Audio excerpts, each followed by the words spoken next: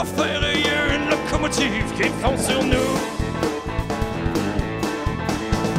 Évacuer le centre-ville, je veux tous les soldats au garde à vous. Le train s'en vient à pleine vapeur, tout droit sur nous. Faites sonner toutes les alarmes, on dit que le contrôle est devenu fou. À mi-courant au travail, notre barrage devra tenir le coup. Le train s'en vient à pleine vapeur, tout droit sur nous. Réveillez le maire, tout le monde sur le pied de bière. Je veux chaque tireur prêt à vider leur chargeur. Tenons-nous debout, tenons devant jour. Et mon signal, hurlant comme des loups.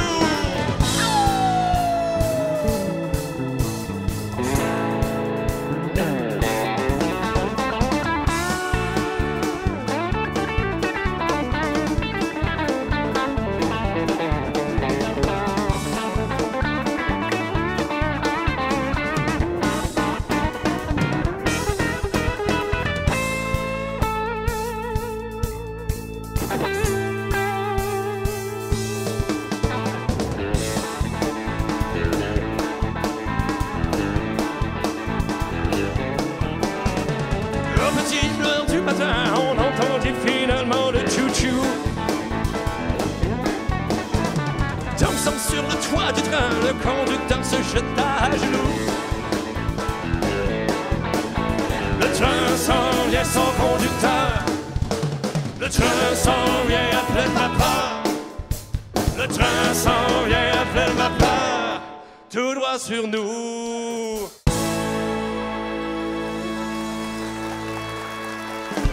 Un petit signe de croix, là.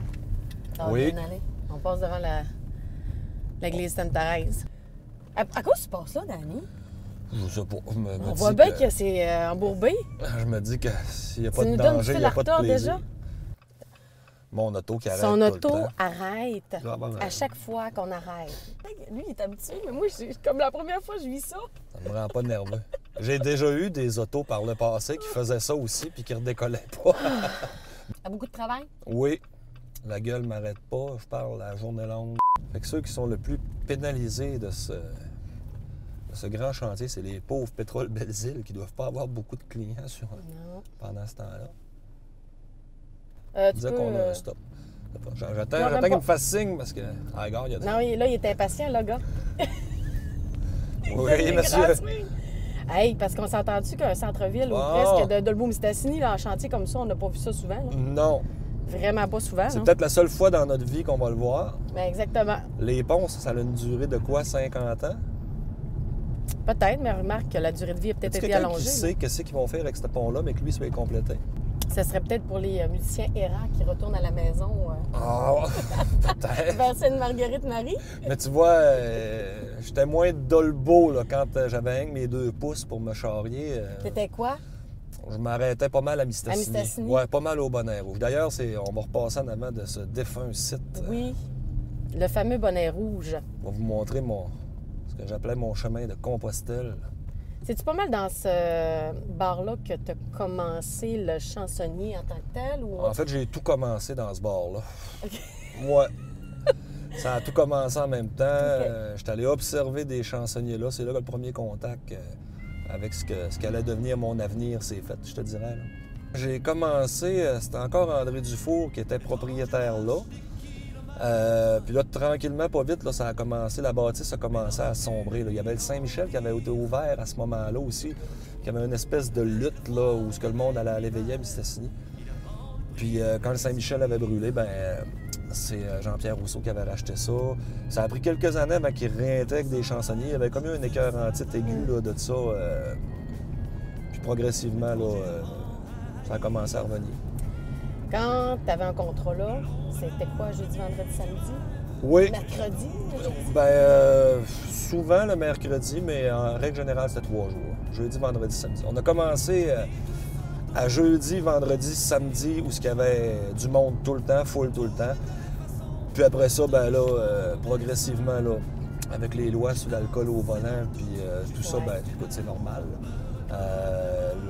Jeudi du monde, vendredi du monde, samedi bien tranquille. Puis progressivement, jeudi bien tranquille, vendredi du monde, samedi bien tranquille. Ça a eu un impact, Ben, cette loi-là, quand même? Ben oui, mais le coup de mort, c'est quand ils ont mis la cigarette dehors. Là, ça a été le coup final. Là.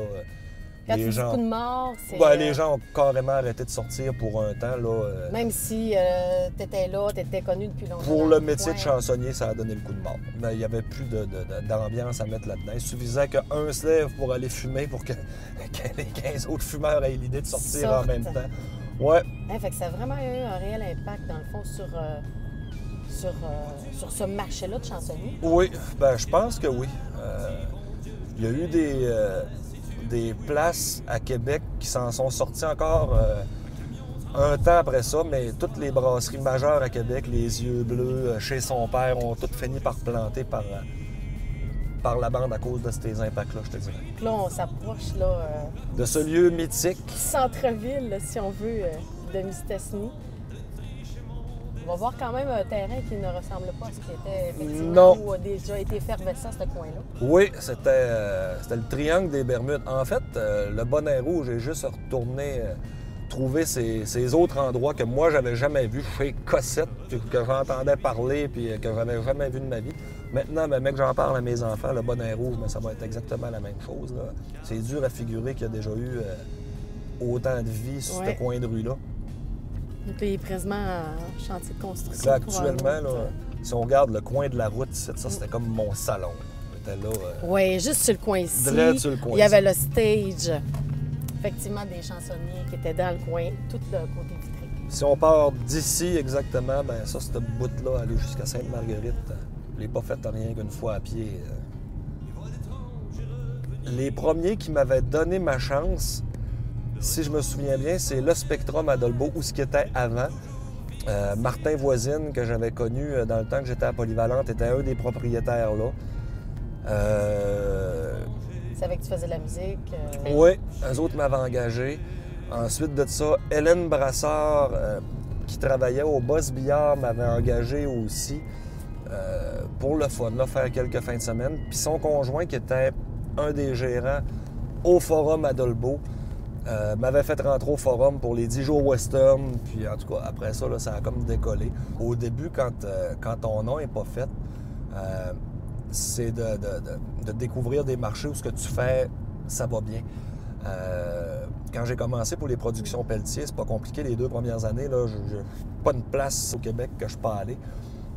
Puis après ça, ben il y a des places où ça connectait mieux que d'autres. Fait que là, tu te ramasses avec une quinzaine de bars qui t'engagent en 3-4 fois par année, puis ça fait... Ça fait ton année. C'est ça, exactement. Ce qui était le plus tannant, mais au début, je voyais pas ça. Moi, c'était rien que plaisant. Là. Quand ils t'envoient à cette île, là, tu te dis « Hey, m'en vais à cette île, wow, c'est plaisant. » Tu penses pas que tu te manges encore à y aller. Fait que, c'est ça, on apprend de nos erreurs. Donc, frais de déplacement et tout ça, c'était via ton cachet? Oui, c'était forfaitaire, là. OK. Puis, au début, ben, tu sais, t'acceptes un peu ce qu'on te donne, là. Tu essaies de faire un calcul de comment est-ce que ça te coûte les dépenses, mais... Sainte-Marguerite-Marie. J'étais très mauvais dans la mathématique de gestion. Sainte-Marguerite-Marie. Ouais. Bon, ce bout-là, là... Ce bout-ci, là. Il était tranquille à 4 h le matin, je peux te dire que... Règle générale, si j'étais chanceux, il y a un bon samaritain qui me pognait sur la 169 puis qui me droppait au coin là, mais à partir de là, aller jusqu'à chez ma mère où on va passer, là. C'était tranquille.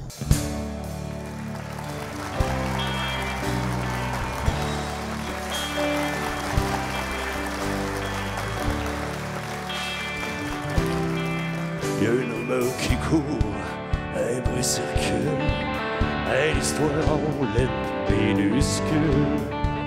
De l'autre bord du détour, à 10 kilos de la ville, à 10 kilos de l'amour, et c'est trop tranquille, on va toucher Camille.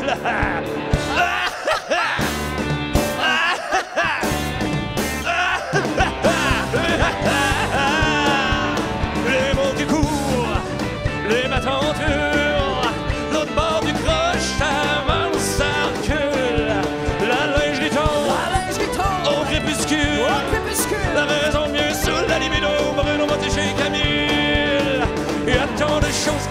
changé. On se sent tous un peu plus léger. Toutes les barres du coin sont tombées. Peux-tu me dire où est-ce qu'on va aller? Quand le bar chez Camille sera appelé à fermer. Quand le bar chez Camille sera appelé à fermer. Quand le bar chez Camille sera appelé à fermer. The Cooperative Pig and Associés. Hey, bienvenue au bar chez Camille. Regarde, c'est pas drôle, je t'ai vu que t'étais là. Faites-moi forme! Oh, on a fait mieux que ça. Faites-moi forme!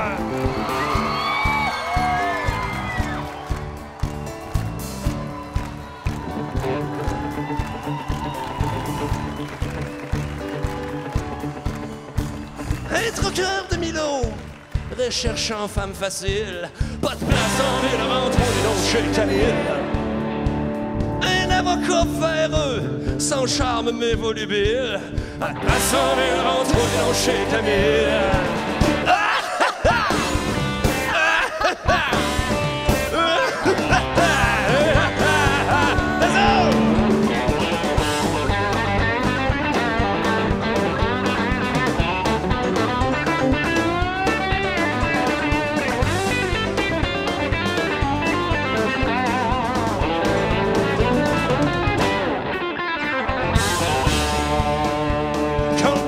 Camille sera appelé à fermer. Quand le bar chez Camille sera appelé à fermer. Quand le bar chez Camille sera appelé à fermer. Quand le bar chez Camille sera appelé à fermer.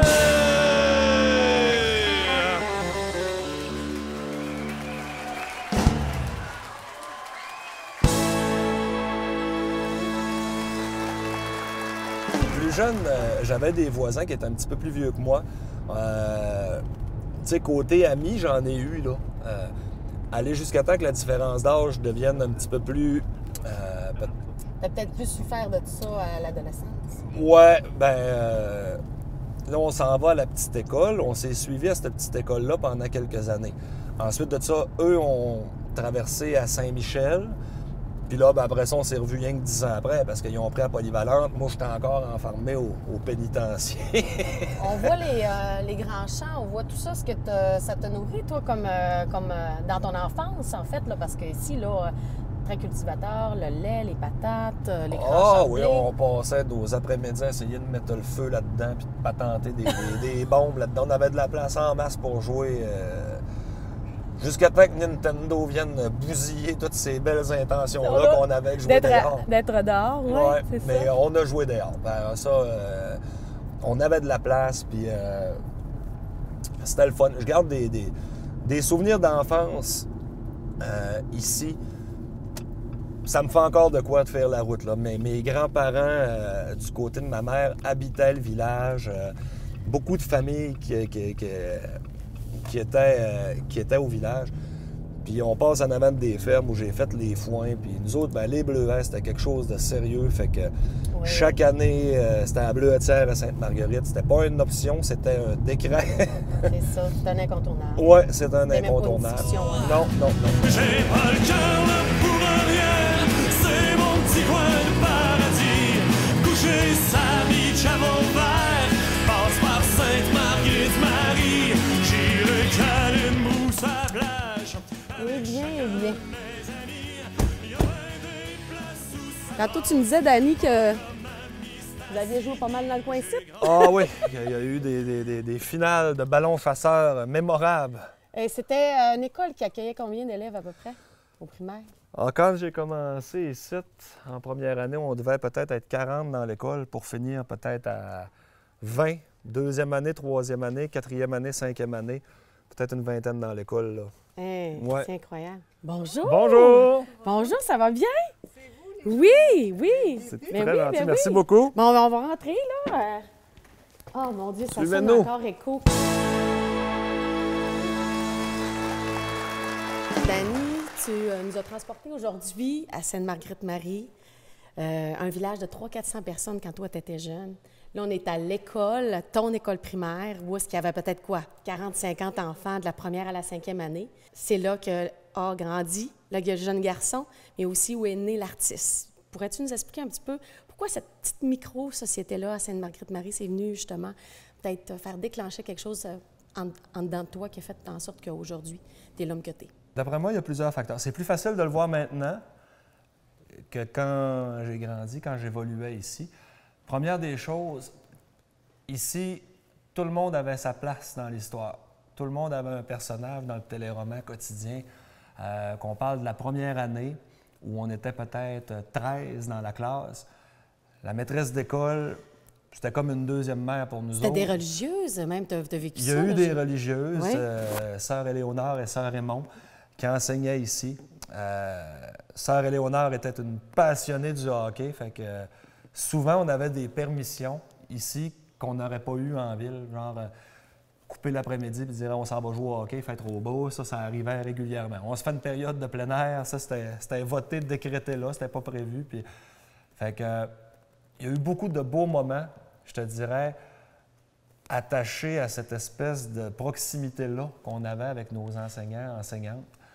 Ils organisaient des pièces de théâtre. C'est probablement ce qui a été mon premier contact artistique. OK. Jeune, j'aurais pas pu te dire. Ouais, Okay. J'aurais pas pu nécessairement dire quelle force que j'avais côté artistique. Maintenant, c'est évident que j'étais créatif, mais la seule chose qui pouvait me le dire, c'est que pendant qu'on faisait une production écrite une page ou la moitié d'une page, moi, j'avais le temps de recommencer 4 fois pendant le temps que les autres avaient de la misère à finir là, dans le temps qui Ça déboulait déjà, là.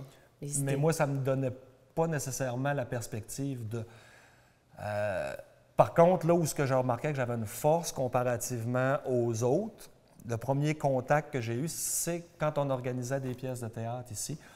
Encore une fois, on prenait des après-midi complètes les vendredis après-midi pour répéter ces pièces de théâtre-là. Puis j'avais une facilité non seulement à prendre mon texte à moi, mais celui de tous les autres en même temps. Puis incarner un personnage, vivre des émotions. Oui, j'adorais ça. Puis maintenant que je regarde mon petit gars, à l'âge qu'il a, à 6 ans, en première année, je me rends compte que lui aussi a cette faculté-là, a cette passion-là de se déguiser. Puis je trouve ça un peu plate qu'il n'y ait pas ça actuellement pour s'exprimer à l'école. C'est beaucoup au travers des sports. On met beaucoup l'accent pour les sports. Il y a des vents de changement dans l'éducation. Oui, mais côté créatif, moi, ça m'a aidé beaucoup. Là. Est-ce que la musique était quand même un peu dans ton environnement, à la maison, à l'école? Toujours. Oui? Toujours. C'était déjà là, quand même installé? J'avais ma tante Fabienne puis ma tante Denise. Eux autres, c'était les années 60, 70, 80 en vinyle. Je ne sais pas combien de fois que j'étais allé dévaliser le coffre à vinyle pour me faire des cassettes puis des compilations. Très, très jeune. Je me souviens comme si c'était hier. Dans ces années-là, moi puis mon ami Michael Fortin, on avait une passion. Était sorti l'album Hysteria de Def Leppard. Puis on avait chacun notre cassette qui faisait rien que du bruit, mais on écoutait cette musique-là. Twisted Sister, Stay Hungry.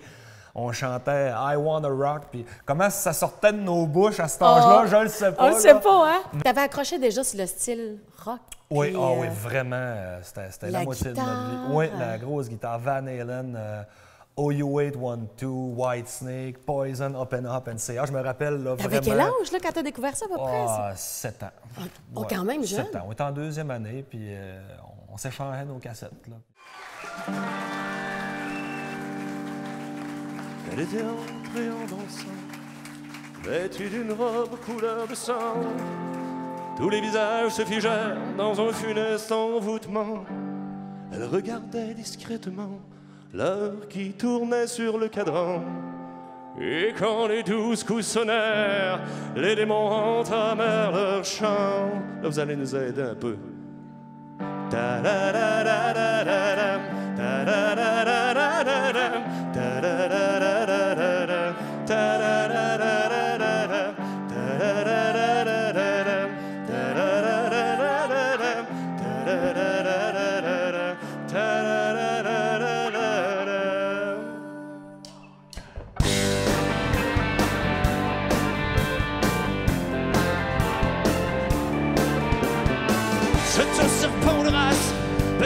cruelle menace qui d'un seul regard pourrait te changer en glace. Quand elle part à la chasse, pour mieux pas qu'elle t'embrasse, elle ne laisse que des morts traîner derrière cette trace. Elle fut témoin de la création de l'enfer. Quand furent séparés le ciel et la terre, le coup le plus rusé du diable fut de faire croire qu'il était un homme. Elle était là le jour d'année où Ève ne put se retenir de croquer dans la pomme.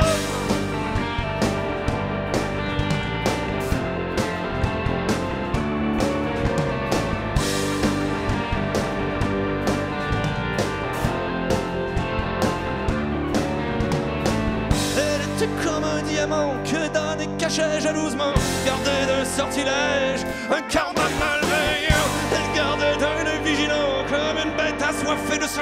Toutes les brebis qui s'égarèrent buvant la coupe de Satan. C'est une de ses rapaces, une prédatrice efficace qui d'un seul regard pervertirait les plus chasses. Une vipère coriace pour mieux pas qu'elle te pourchasse. Comme que l'on a fini, elle ne laisse que la carcasse. Elle fut témoin de la création de l'enfer. Quand furent séparés le ciel et la terre, le coup le plus rusé du diable fut de faire croire qu'il était un homme. Elle était là le jour d'année où Ève ne put se retenir de croquer dans la pomme.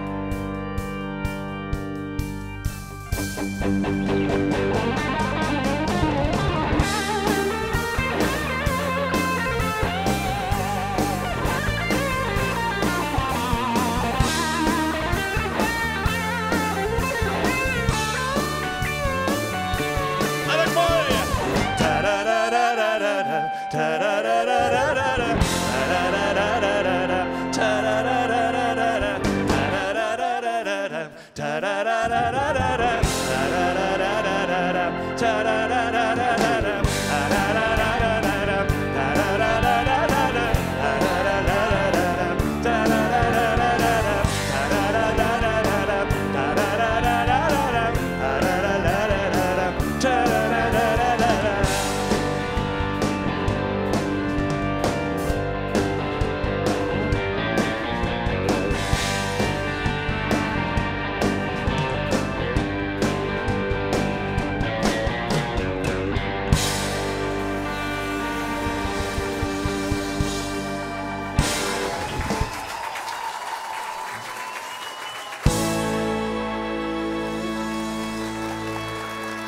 La vie de village est belle, c'est le fun, tu es avec ton monde, tu grandis simplement ici dans ton village. Et là, vient le moment où est-ce qu'en 6e année, les jeunes d'ici partent à l'école Saint-Michel à Mistassini. Ouais. Et pour toi, ça a été un tournant très significatif en tant que jeune garçon et aussi peut-être l'artiste qui commençait à vouloir grandir, là.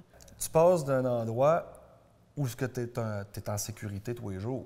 Bien, arrivé à Mistassini, là, quand tu tombes dans une école de 500-600, le côté sécurité que tu avais en venant ici tous les matins, Puis la confiance. puis la confiance en toi, des amis, t'en as plus nécessairement comme tu avais là. Fait que cette espèce de sentiment de sécurité-là, c'est évident qu'en arrivant là-bas, il m'en a manqué. Mais les premiers vrais sentiments d'insécurité que je traîne encore même aujourd'hui en tant qu'artiste, c'est de là. Le plus loin que je peux me rappeler, c'est là que ça a commencé. Ça a commencé. Puis au-delà de l'école Saint-Michel, qu'on a eu peut-être 1 an d'adaptation pour se refaire un petit réseau d'amis, bien, on allait être appelé tout de suite l'année d'après à changer d'école, puis là, passer à la polyvalente. Oui, au secondaire. Au secondaire, où ce que là, tout était appelé à changer, encore une fois. Sur la 6e année, l'école Saint-Michel en tant que telle, je ne considère pas avoir eu assez de temps d'adaptation pour me préparer à ce qui s'en venait après. La marche était très haute en passant d'ici à là-bas, puis de là-bas à l'autre. D'un autre côté, j'ai vécu des super belles affaires là-bas. Puis je me suis lié d'amitié avec des gens que je ne m'attendais pas nécessairement, tu sais, qu'on se croise encore aujourd'hui. Mais bon, la seule affaire que j'avais pour moi là, mise en dehors de mon désir de courir aussi vite que les autres pour ne pas passer pour l'idiot de la place, est encore que j'avais rien plus d'idées pour finir mes productions écrites, puis ça me servait à rien. À rien pour l'instant. Tu sais, je ne pouvais pas utiliser cette faculté-là que j'avais d'avoir plus de créativité que les autres à mon profit pour me faire une place à moi. Tu sais. On va y aller justement à cette fameuse école-là où est-ce que justement il y a Danny qui prend forme, mais peut-être pas toujours comme il le souhaiterait. Non, effectivement. Donc on va aller faire un tour. Yes! Il faut que tu sauves ta peau. On me rappelle l'écho. Il faut que tu sauves la peau qui reste sur tes os. Il faut que tu sauves ta peau.